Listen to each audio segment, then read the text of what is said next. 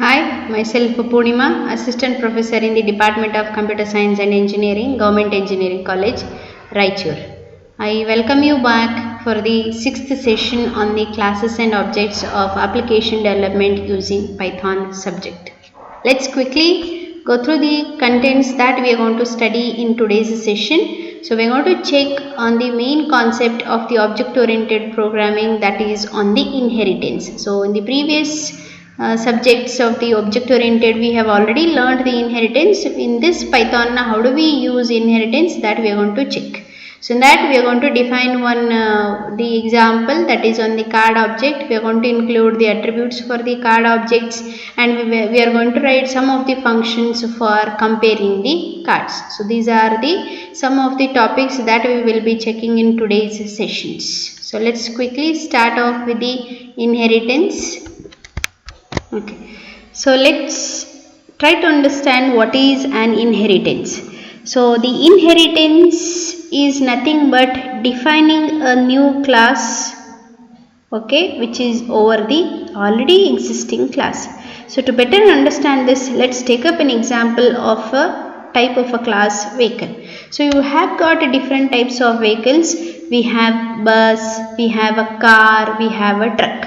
So all of these classes, okay, for example, let's check the bus.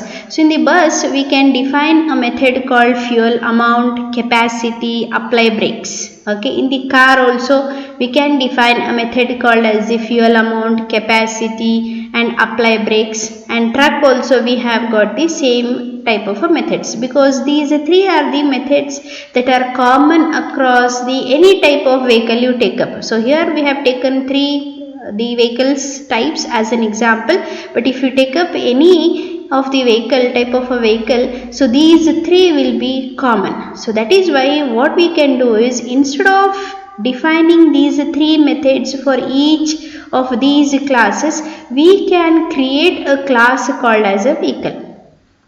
This vehicle, okay, will contain these methods: fuel amount, capacity and apply brakes. And then using this class as a subclass, we are going to define the new classes, that is a type of a vehicle. So class bus, class car and class truck. So what these three classes should do is they do not have to define these functions or the methods, because already the class vehicle has given the definition for these functions, and these type of the vehicles, they are going to make use of the already existing the methods which have been defined in the class vehicle. So this is where the inheritance comes into picture, isn't it? Because see, already the methods have been defined. So that is what I said in the beginning. The definition of the inheritance is creating a new class over the already existing class. Now in this case, already class vehicle is there, and then I am going to create a class bus. Okay, and this bus will not define these methods again. So the bus related other methods will be defined, but the common methods will be reused by the class bus instead of redefining it again in its own class. So similarly car also, okay, and the truck also. So these three are going to make use of the same methods, or we can say they are going to reuse the same methods in their own implementation. So this is where the inheritance comes into picture. And the best example, general example that we will be always taking to define the inheritance is, so we human beings inherit some of the common behaviors of our parents, isn't it? So that is what the inheritance. So usually we will say, okay, this person is like his father, or this lady is like her mother, okay, like her father. So like that. So what it is, okay, so already the characteristics are there, same thing have been reused in they are there in the another person. Okay, so that is what the inheritance meaning is. So hope the inheritance point is clear to you. So let's quickly go through the definitions here. Okay, so the inheritance says that the capability of a class to derive the properties and characteristics from another class is called as the inheritance. Okay, so and inheritance, we know that it is one of the most important feature of the object oriented programming. Yes, this point is very much true. Okay, like the other the important features, inheritance is also one of the most important concept in the object oriented programming. And when we establish the inheritance relationship between the classes, so the classes are being identified with the two names. One is called as a subclass. Okay, so subclass is nothing but the class that inherits properties from another class is called as the subclass or the derived class. Okay, and the superclass is nothing but the class whose properties are inherited by subclass is called as the base class or the superclass. To better understand this, let's go back to the same example. Okay, here I will tell you which one is a subclass and which one is a superclass. Okay, so if you understand here how many types of the classes we have, one is a class vehicle and class bus, class car and the class truck. Okay, so class bus, class car and class truck, they are inheriting the properties or the attributes of the class vehicle. So that is why this class we generally call it as a base class. This is called as a base class. Okay, so this is called as a base class, or we also call this with the name called as the superclass. Hope you are understanding the terms. These terms we will be using in the further examples. So class vehicle is the main class from which these three classes are inheriting the attributes or the properties. So that is why class vehicle is called as the either base class or the superclass. Whereas the class bus, class car and class truck, okay, so these are called with the name called as the derived class. They are called as the derived class. Okay, or they are also called as the subclass. So that is what the naming is being used. Clear with this? So class vehicle is called as a base class and the bus, car, truck, they are called as the derived class or the subclass. So that is what is being given here. So in order to understand this inheritance, the simple example that we had taken, that is on the vehicle. The bus, car and truck we had used. So now for our study, okay, we have to understand by taking the example of the cards here. So this card is nothing but it is on the poker game. Okay, if you know the rules of playing the poker games or what all will be there in the poker games, so this example will be easy for you to understand. Suppose if you don't know the poker games, you can just Google it and try to understand the poker game rules. Nothing much in detail we will not check. So simply we are going to show the inheritance by implementing the card objects. Okay, so the poker games actually contains 52 cards in a deck. Okay, so there will be a deck in that, so 52 cards will be there and each of these will belong to one of the 4 suits and one of 13 ranks. Try to understand, there are 52 cards in a deck and each of these 52 cards, they might belong to one of the 4 suits and one of the 13 ranks. So the suits are, 4 suits, we name them as the spades, hearts, diamonds and the clubs. They are in the descending order. Okay, so for example I can name this as a 3, 2, 1 and 0, like that. The 4 suits are spades, hearts, diamonds and the clubs. Okay, and the ranks are ace, 2, 3, 4, 5, 6, 7, 8, 9, 10, jack, queen and king. So that is what it is, 13 ranks. So 1, okay, 10, 11, 12 and the 13. So these are, okay, so let me mark it so it will be clear for you. So these are called as, they are 13 ranks and these 4, they are the suits. Okay, now when you have these, okay, the items in playing the card, so in that case when we define a new object, okay, in order to represent these okay, playing cards. So it becomes obvious that what attributes should we include, okay, since we know that there are suits and there are ranks. So that is why, so attributes can have the two values, okay. So one is a rank, the other one is suit, okay. And another possibility that we can use is we can use string representation like spade for the suits and queen for the ranks. So it depends on the programmer. So either you can use the attributes like rank and suit, and another possibility is that we can use spades for the suits and queen for the ranks. So what is the suggestion, common suggestion is that it is better to go with the rank and suit.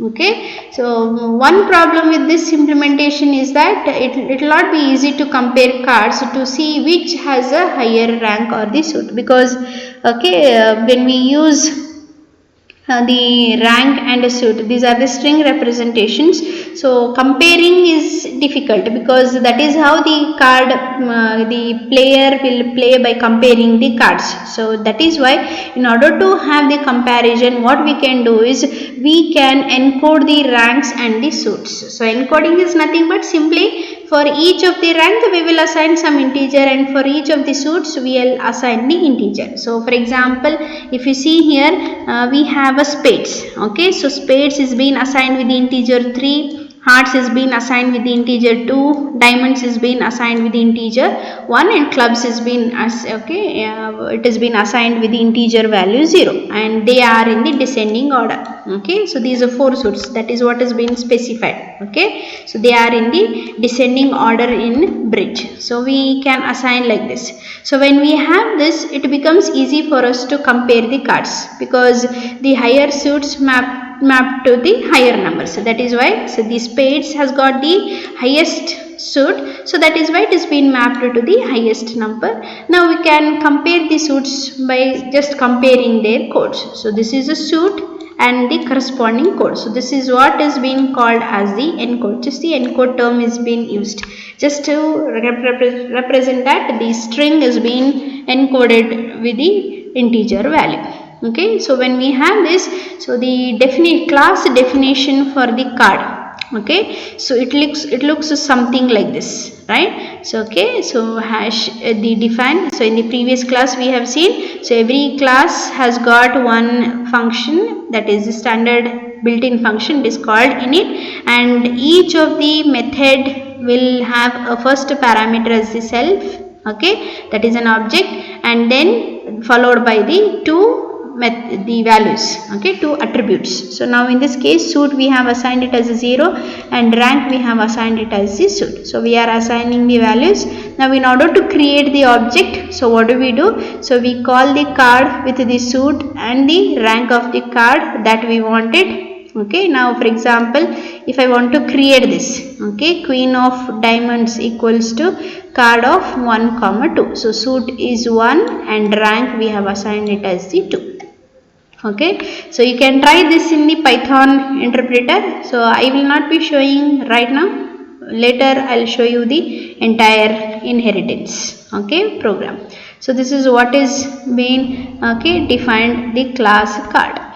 Okay, and now if you see here, we have defined suit and the rank, isn't it? Okay, now in order to print the object, okay, the objects in a way that people can easily read. So we need a mapping from the integer codes to the corresponding ranks and the suits, right? Because we know that there are 4 suits are there and there are 13 ranks are there. So that is why, in order to make it easy for the people to understand, so we can, okay, we can override the string method in order to print that object.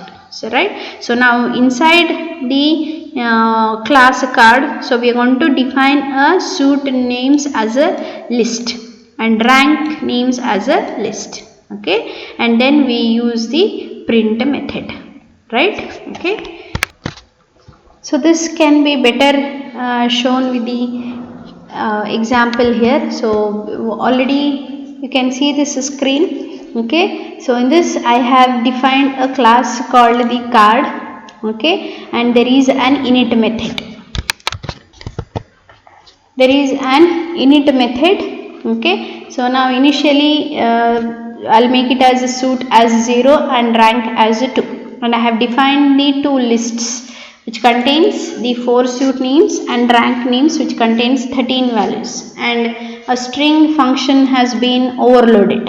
Okay, now when I create an object C of type card, when I print C, now what will happen now? This C contains now the suit and the rank. Okay, and also it contains the suit names and the rank names. So the suit is initially what? It is 0. Okay, and the rank is 2. So when I print this, you can see such kind of an output like this. 2 of clubs, which shows 2 of clubs. So first what I am printing from the card? Rank names. So rank names, what is the self dot rank? It is 2 is there. Okay, so 2, value 2 is printed, 0, 1 and 2, right? Okay, so 2 is what? The value 2, and the suit underscore names self dot suits. So what is that? 0 suit I have specified in the init function is clubs. So that is why it prints percentage s of a percentage s. So 2 of clubs. So this is how I can create the card object. Now for example, if I change this now 3, and if I change this to 3, now what is the output? Just check.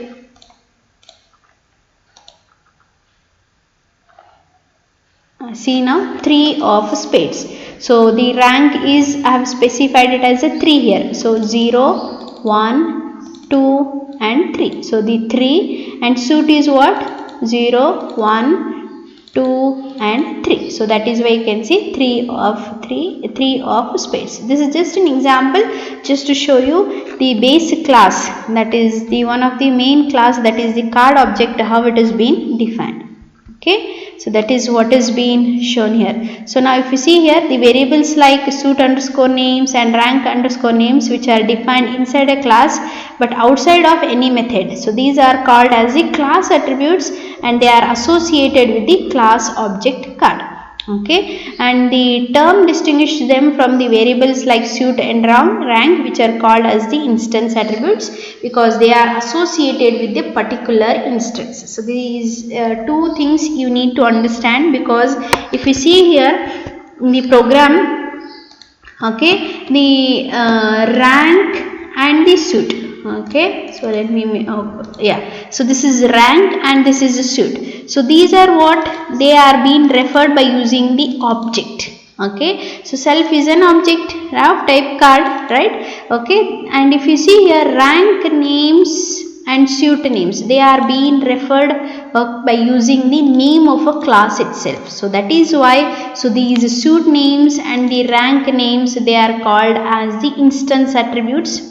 Okay, the rank and suit, they are called as the attributes, normal class. Okay, or we can say these are the attributes, and they are called as the class attributes. So this is what you need to understand, that is what is being given here. Okay, so the suit and the rank, the suit, okay, the suit and rank, they are called as the instance attributes, whereas suit names and the rank names, they are called as the class attributes, because they are being referred or being called or being used by using the class name, whereas suit and rank, they are being called or used referred by using the object. Where the we can see this here.